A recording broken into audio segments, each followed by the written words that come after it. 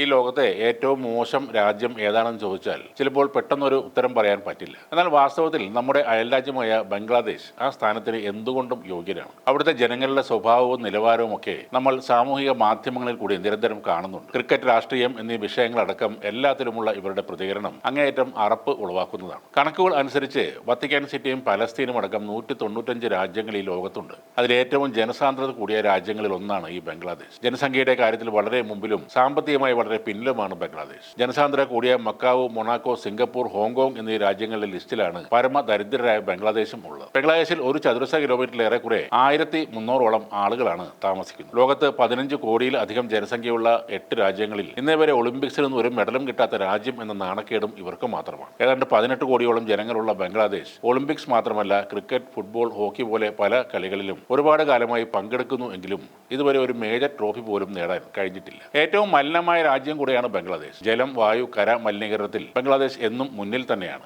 Arsenic എന്ന അപകടകരമായ chemical കൊണ്ടുണ്ടാകുന്ന മലിനീകരണങ്ങളിൽ 1-ാം സ്ഥാനം ബംഗ്ലാദേശിനാണ്. ത്വക്ക് സംബന്ധമായ രോഗികൾ ഏറ്റവും കൂടുതൽ ഉള്ളതും ഈ രാജ്യത്ത് തന്നെയാണ്. വരൾച്ച, വെള്ളപ്പൊക്കം, ഭൂകമ്പം, കൊടുങ്കാറ്റ് എന്നിങ്ങനെ പ്രകൃതി ദുരന്തങ്ങൾ വിട്ടൊഴിയാത്ത ഒരിടം കൂടിയാണ് ബംഗ്ലാദേശ്. നല്ലൊരു മഴ നിർത്താതെ പെയ്താൽ രാജ്യം മുങ്ങിപ്പോകുന്ന അവസ്ഥയാണ് അവിടെയുള്ളത്. ഇന്ത്യയുടെ കിഴക്കൻ സംസ്ഥാനങ്ങളിൽ ഡാം തുറന്നാൽ ബംഗ്ലാദേശിൽ വെള്ളപ്പൊക്കം വന്ന് ആളുകൾ ദുരിതം അനുഭവിക്കുന്നത് നാം കണ്ടിട്ടുള്ളതാണ്. അവിടുത്തെ നല്ലൊരു ശതമാനം ജനങ്ങൾക്കും സ്ഥിരതയുള്ള ജോലിയോ അല്ലെങ്കിൽ നല്ല ശമ്പളമുള്ള ജോലിയോ ഇല്ല എന്നതാണ് സത്യം. രാജ്യത്തിന്റെ മോശം അടിസ്ഥാന സൗകര്യങ്ങളാണ് ഇതിന്റെയൊക്കെ കാരണം. വസ്ത്ര വ്യവസായമാണ് എടുത്തു പറയാൻ അവർക്ക് ആകെയുള്ളത്. ലോകോത്തര തുണിത്തരങ്ങളുടെ ബ്രാൻഡുകൾ ബംഗ്ലാദേശിനെ ഇതിനായി ആശ്രയിക്കുന്നു എങ്കിലും വസ്ത്ര വ്യാപാര രംഗത്തെ ആളുകൾക്ക് തുച്ഛമായ വേതനമാണ് കിട്ടുന്നത്. 2000-ൽ ബംഗ്ലാദേശ് ഹൈക്കോടതി വേശ്യാവൃത്തി അവിടെ ഔദ്യോഗികമായി അംഗീകരിച്ചിരുന്നു. എന്നാൽ ഇപ്പോഴും ഒരുപാട് പ്രായപൂർത്തിയാകാത്ത പെൺകുട്ടികളും ഈ തൊഴിലിൽ ഏർപ്പെടുന്നുണ്ട്. അതേപോലെ ഏറ്റവും ഉയർന്ന ശൈശവ വിവാഹ നിരക്കുള്ള രാജ്യങ്ങളിൽ ഒന്നാണിത്. ആവറേജ് 15 മുതൽ 16 വയസ്സിൽ പെൺകുട്ടികൾ അവിടെ വിവാഹിതരാവുകയാണ്. അതാണ് കണക്കുകൾ സൂചിപ്പിക്കുന്നത്. ഇവിടുത്തെ യുവാക്കൾക്കിടയിൽ ശാസ്ത്രബോധം വളരെ കുറവാണ്. അതേപോലെ വളരെ കുറഞ്ഞ